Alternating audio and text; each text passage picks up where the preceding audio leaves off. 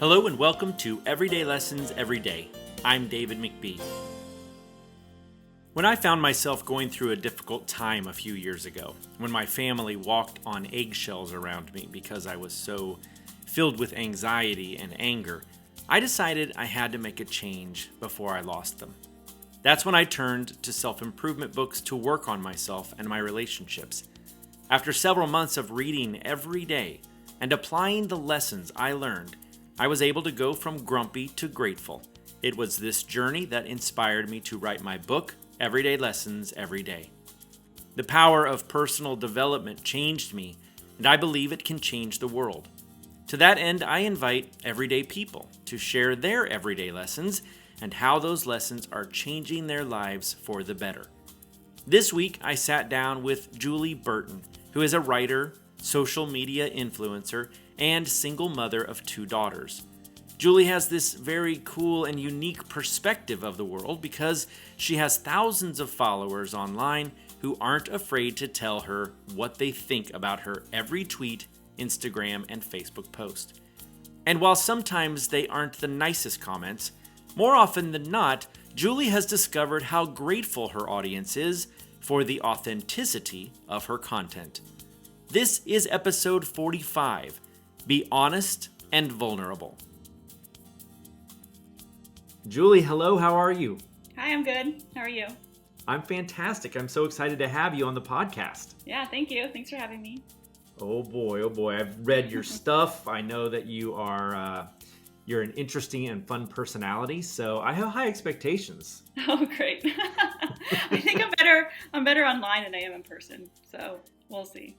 Well, you and I aren't exactly in person, and the people listening to this won't be in person either, so you'll be great. Yeah. We'll try. Well, why don't you tell our listeners a little bit about who you are? My name is Julie Burton, and I am mostly a writer, I guess you could say. Mm-hmm. I write for a lot of magazines around town, one of them being Simply KC Magazine. I have my own column in there. I've had my own column for about 4 years, so they give me kind of free reign, whatever I want to write about. It's usually about my teenagers that are big pain. What else? I also work, so my full-time job is I work at Visit Overland Park. So I run their creative content, social media, a lot of blogs, a lot of writing, just a lot of writing. Really, really good writer, apparently. Okay. People tell me. Yeah. All right. And you said you're a mom? Mom, 2 girls, ages 12 and almost 15.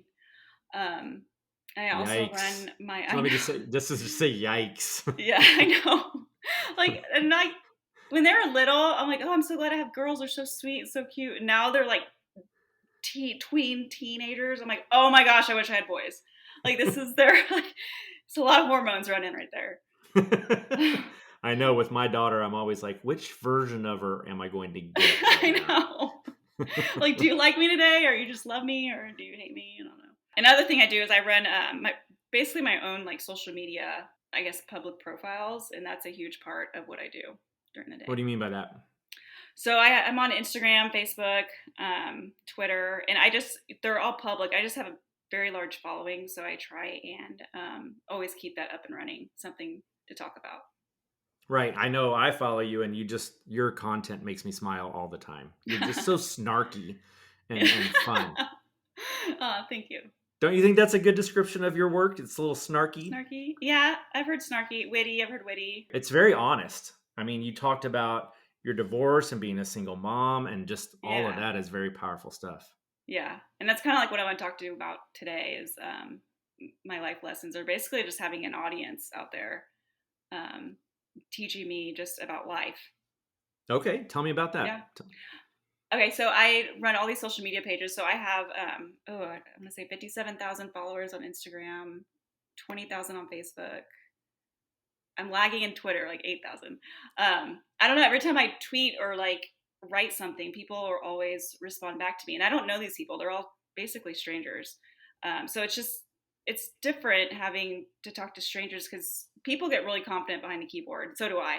But as far as the comments they do, and I learn a lot from people, mostly when I admit to things such as a divorce, or both my sisters lost babies in their 3rd trimester, or I don't know. There's a million things I write about. They're just like kind of touchy subjects, and people will like flood my DMs and just tell me like how much they relate to that, and wish more people would talk about it. Wish more people would talk about divorce or losing a baby or all these like things people just kind of hide on social media. So I really learn from people when they come back to me saying, "Oh, thank you for saying that." I feel like I can talk to someone, even though we're complete strangers, essentially. But yeah, that's what I really like to do, and I do get like crap back too. I get people confident and kind of tear me up on the comments, but it kind of gave me a backbone too. You have to kind of get me, I don't know, write stronger, just like kind of brush off people I can't deal with. Yeah, I had James Johan, who's a professional comedian, on a few weeks ago, and Hmm. he said he just will not read comments online. Yeah, He just won't do it. But you read yeah, them. You yeah. Yeah, I mean, sometimes like the viral ones, I obviously can't read all of them, but I try. It takes up a lot of time. People are like, oh, you just write memes and do tweets all the time. Like, no, it's a lot of like make someone laugh in this one sentence. Like that's how hard it is. It's really really hard to do to narrow it down that little. Um, yeah, it's not easy what I do. It just takes a lot of time. So, what is the lesson? Is the lesson to be vulnerable and more honest on social media? Yeah, I think so. I think part of like I follow a lot of fashion bloggers, which I probably should stop because they depress me. Like they have like the beautiful white room. Looks like their lives are a magazine, and even like some friends or family members, they'll just post like pictures of their kids' first day of school, and that's it. Like you don't see or like a good date night. Like you don't see the real marriage behind that, the real how hard parenting is, especially teenagers. We've talked about this in other episodes where some people compare social media to a staged home. Hmm. When your Yeah, home is for sale, it's perfection. The yeah, photographs you see of it online, everything's in line. But I have told people I've walked into a messy home, a really messy home, and hmm, I can see that person like a little embarrassed. They're like, "Oh, I'm sorry, my right, house is such a mess." And I always say to them, "You just made me feel better about my yeah, messy house." You yeah, know? yeah, yeah. So it sounds to me like what you're saying is you're not afraid to display that messy house out there, and the response that you've gotten is a positive one. Yeah, like I have the messy house too. Yeah, I try very hard, and I really don't. People think I try to hide my kids' faces, but I don't. I don't want to put those perfect first day of school pictures up there because it's good for me to have, and I'll keep those. But I'm like, who cares? Like, no one cares about my kids on the first day of school unless something really funny happened. They don't care, and so I'm very aware of what other people post and how that makes me feel when I see like a perfect social media world. It just makes me feel like crap. Like I feel like I'm not doing life right. And when I do like be honest with that, people are like, oh my gosh, yes, like my kid hates me too. Like, um, yeah. So I feel like so much better as a parent and in my marriage and divorce and all that. Well, do you think that we have an opportunity to share with the world that if they are more honest and vulnerable on social media, that it'll be a better experience for them and their followers? I think so. Even though I know a lot of people aren't public, they were, keep their friends private, and that's fine. But I feel like it also starts a conversation when you admit. I know so many people that got divorced and they did not say a word on social media and they just let people figure it out. Yeah. Um, that is very common, I think, looking back. And the fact that I even wrote anything about it, that we were, and did it in a way that I wasn't like attacking Scott or making him look bad. Um, I had to write it in a certain way to like just kind of bring the peace, but also admit that yes, we are getting divorced. Um, yeah, a lot of people just, I feel like the floodgates opened, and I had so much support from that, from other people who went through a divorce. They know what it's like, and they're just so happy that I could admit that online on social media, and they could comment too, like what their struggles were and how they overcame that.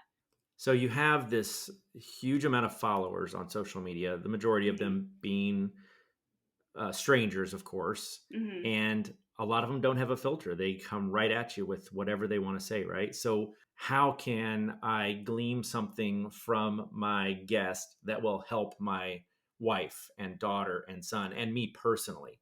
Like, Oh, right. what can I take away from that? And so that's what I'm asking you. What do you want to give to our listeners that will help them improve their everyday lives? I think just being honest on social media, we're all on it. We all look at it. I think the more honest you are, I think you'll be sweetly like surprised at what kind of impact you make on other people when you do that. I think your friends take you more seriously. I think people see your struggles and they help you. And a lot of people, it's hard to ask for help. And if you're honest about that, and there's like, I feel like you could also be like, there's some people who just say way too much on social media. Like, it's like, okay, we don't need to know about your fight with your husband, but yeah, there's a line there too. But I think just being real and showing marriage is hard and being a woman is hard. If you show that, people will relate to you more. Totally fair. Totally fair. So you've mentioned the divorce and the Mm-hmm. babies. Were there any other specific things that you put out there that you were hesitant to say, but were happy that you did based on the responses you got? Um, I have some like funny story. Like my first Brazilian was like a huge like post that went wild. Because most Wait, back women. up. Describe. I didn't think we'd ever talk about Brazilians on my podcast, but um, all right. Tell me about the post. What did you post? Oh, I wrote it a long time ago, about 5 years ago. So I got my first Brazilian. I talked to a bunch of women about how that was, and my sister, a bunch of friends, and they're like, "Oh, the first is the worst, but after that, you're good. Like it's fine." So they kept telling me the first is the worst. So I'm like, okay. I kept thinking that. I went in for my first time and wrote exactly like how I felt. Like she like rips. And I'm like, oh my god, I peed on the table. Like it's like I. She like said the first thing she said, she's like, oh, she's like, well, how'd you hear about me? I'm like, well, my sister goes to you, so she gave me her name, and she's like, oh, I thought you looked familiar. I'm like, okay, like, what are you talking about here? Like, how do you like? So I wrote all of this. I was just completely like blunt and honest because I mean it hurt. Like I still think it hurts after your first one, but not nearly as bad.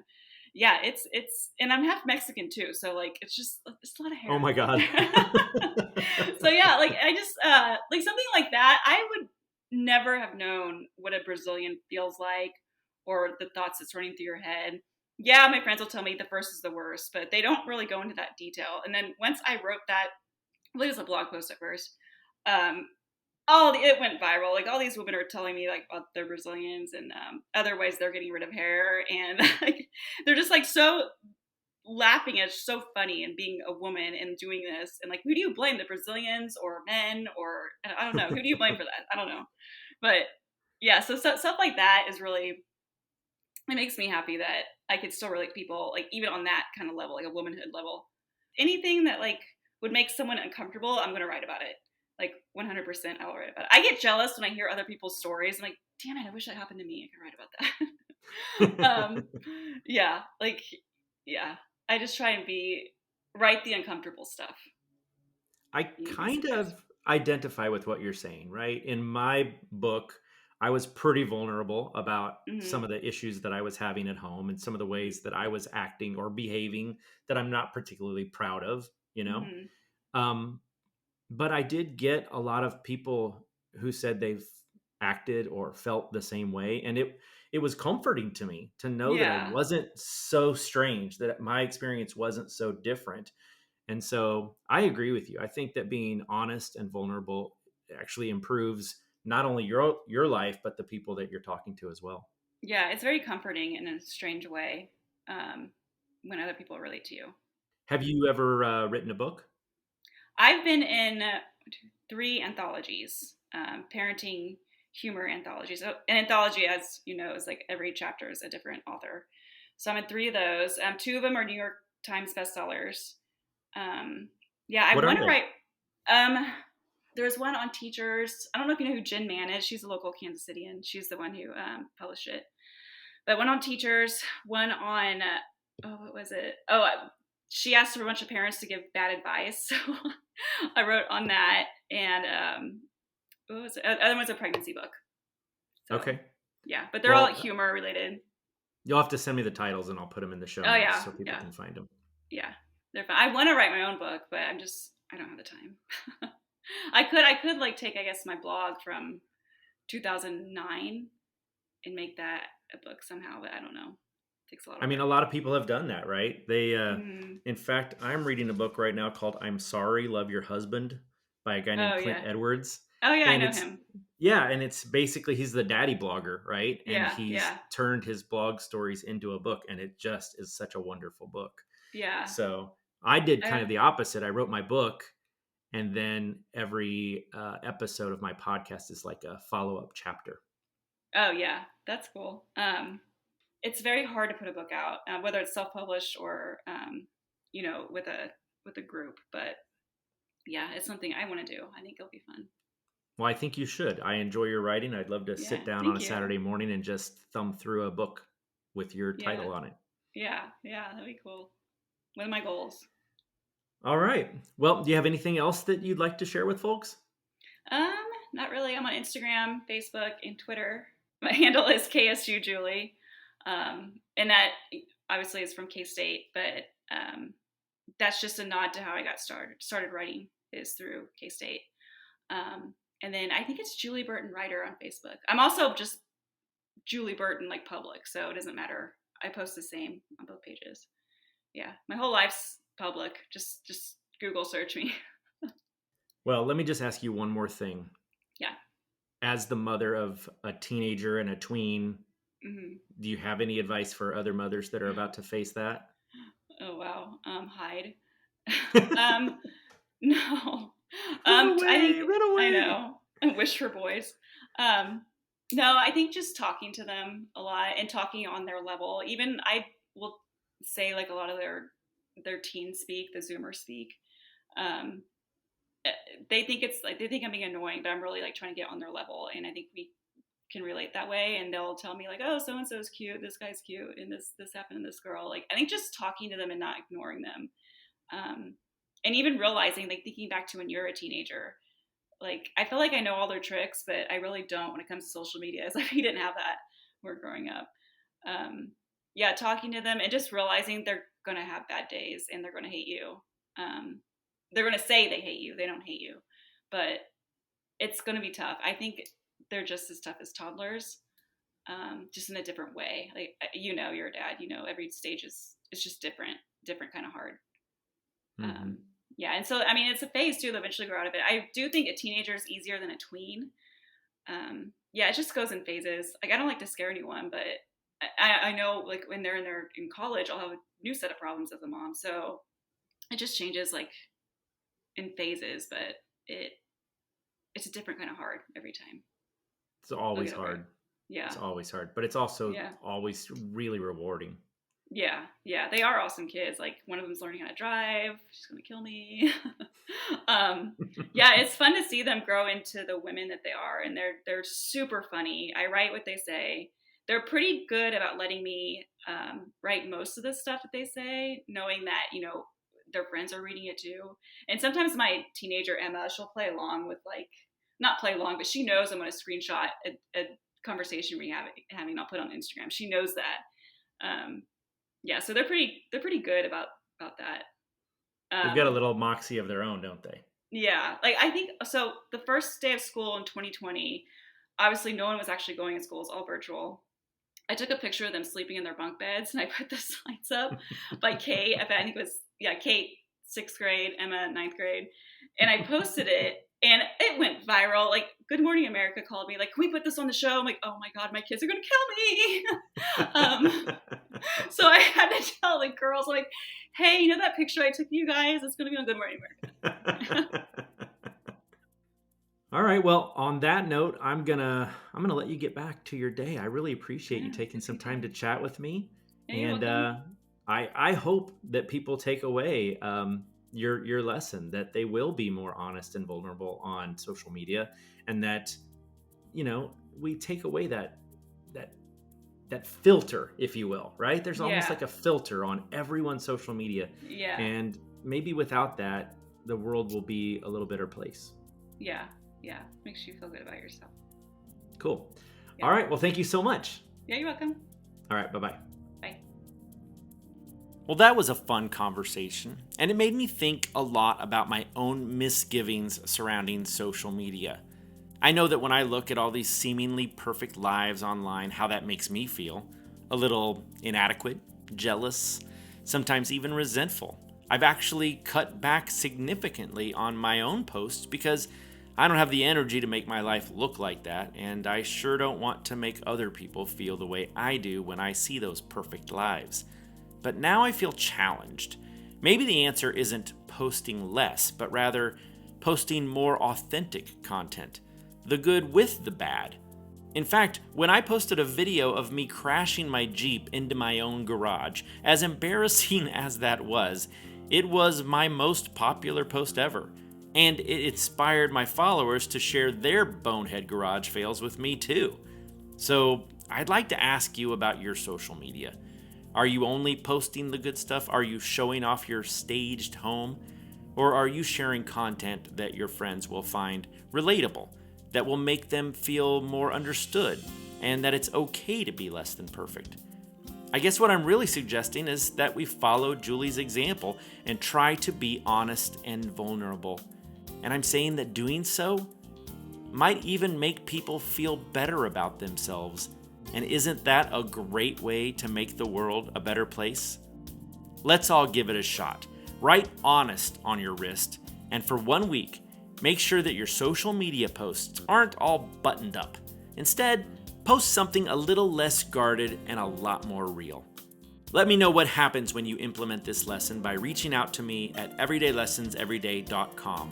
You can also purchase my book while you're there or learn about hiring me to speak about personal improvement at your upcoming event. Do you have an everyday lesson to share? I'm looking for guests, so if you have an everyday lesson you've learned from a self-improvement book, movie, song, relative, or life experience, I'd like to talk to you.